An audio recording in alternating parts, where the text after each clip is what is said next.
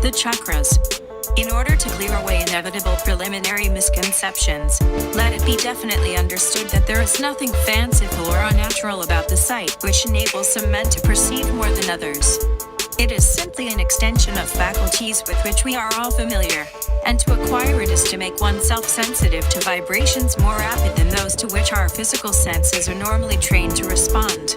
These faculties will come to everyone in due course of evolution, but some of us have taken special trouble to develop them now in advance of the rest, at the cost of many years of harder work than most people would care to undertake.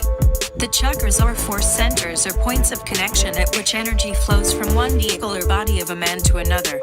Anyone who possesses a slight degree of clairvoyance may easily see them in the etheric double, where they show themselves as saucer-like depressions or vortices in its surface.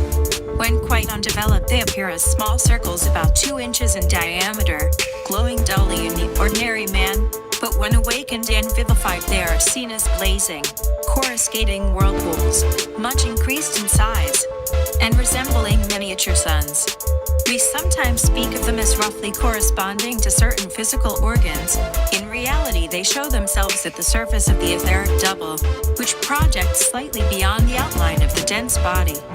If we imagine ourselves to be looking straight down into the bell of a flower of the convolvulus type, we shall get some idea of the general appearance of a chakra.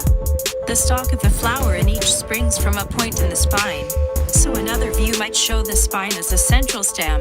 See Plate 8, from which flowers shoot forth at intervals, showing the opening of their bells at the surface of the etheric body. The 7 centers with which we are at present concerned are indicated in the accompanying illustration. Table I gives their English and Sanskrit names. All these wheels are perpetually rotating, and into the hub or open mouth of each a force from the higher world is always flowing, a manifestation of the life stream issuing from the second aspect of the solar logos, which we call the primary force. That force is 7-fold in its nature, and all its forms operate in each of these centers, although one of them in each case usually predominates over the others. Without this inrush of energy, the physical body could not exist. Therefore, the centers are in operation in every one, although in the undeveloped person they are usually in comparatively sluggish motion, just forming the necessary vortex for the force, and no more.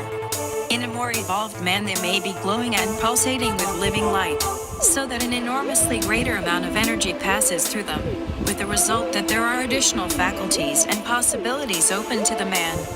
This divine energy which pours into each center from without sets up at right angles to itself, that is to say, in the surface of the etheric double, secondary forces in undulatory circular motion, just as bar magnet thrust into an induction coil produces a current of electricity which flows round the coil at right angles to the axis or direction of the magnet.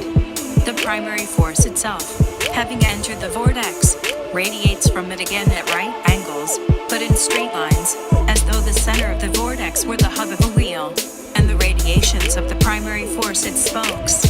By means of these spokes the force seems to bind the astral and etheric bodies together as though with grappling hooks. I ain't go to sleep if that money ain't right. Know you have your man, but you're selling every night. I have some dogs and weed and you're not so nice. Wanna talk to me, you gotta come and talk the price. Can't go to sleep if that money ain't right.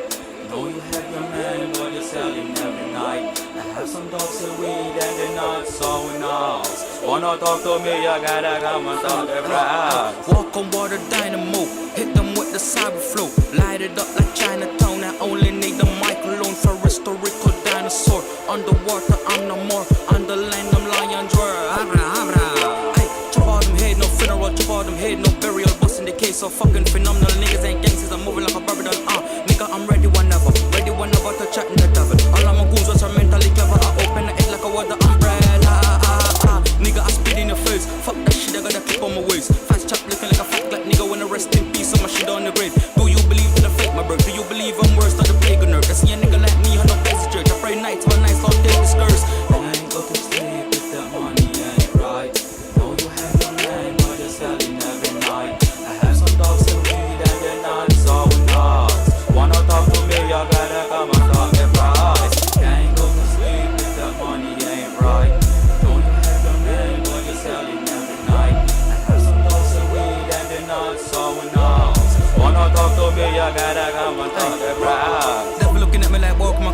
motherfucking prize, but ain't it yours? Jesus wept on my favorite verse. He cried too, so I'm sure I'm gonna make this work. Planting ice, we don't heaven's dirt.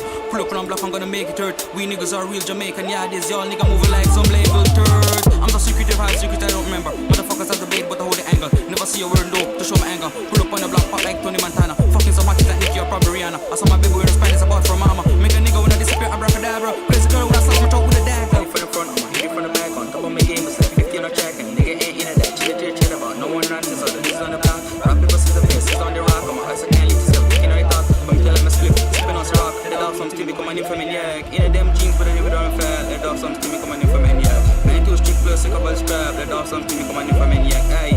Be careful your fucking weight. I switch on, I switch off like a fucking switch. And if a girl give a head in her husband bed, don't call her a hoe, she's a modern babe. I ain't go to sleep if that money ain't right. Know you have your man, but you're selling every night. I have some dogs and weed and you're not so nice. Wanna talk to me, you gotta come and talk the price. Can't go to sleep if that money ain't right. Know you have your man, but you're selling every night. I have some dogs and weed and you're not so nice. Wanna talk to me, you gotta come and talk the price. There are two sources of human existence: energy and consciousness. The former illumines the somatic and extrasomatic atmospheres in the midst of which human beings live. Consciousness can be utilized only by means of energy. It does not require energy for its own existence, but it needs energy in order that it may be of some use to us. The human brain too cannot be of any use to us except through vital energy. Our sense organs are associated with consciousness, but they are of no use to us unless they are activated by the vital force. Consciousness cannot be operative unless it has been energized in a wholesome way. The development of energy runs parallel to the development of consciousness. LT can take place only through pratyahayana or enunciation. The first consequence of the enlightenment caused by discernment is the spirit of renunciation. The discernment of an enlightened person gives him the capacity to distinguish between what is beneficial and what is not. The term pratyahayana means to give up. This is brought about by the application of energy. Willpower is one of the forms in which energy manifests itself.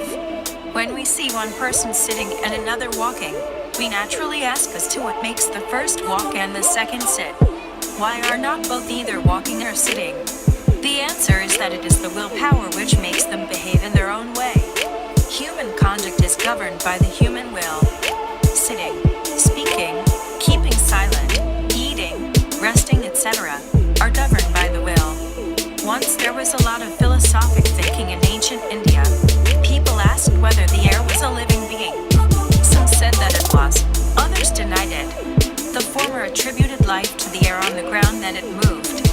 It, therefore, logically follows that if motion gave life to air, why should it not give life to matter also, because matter also has motion?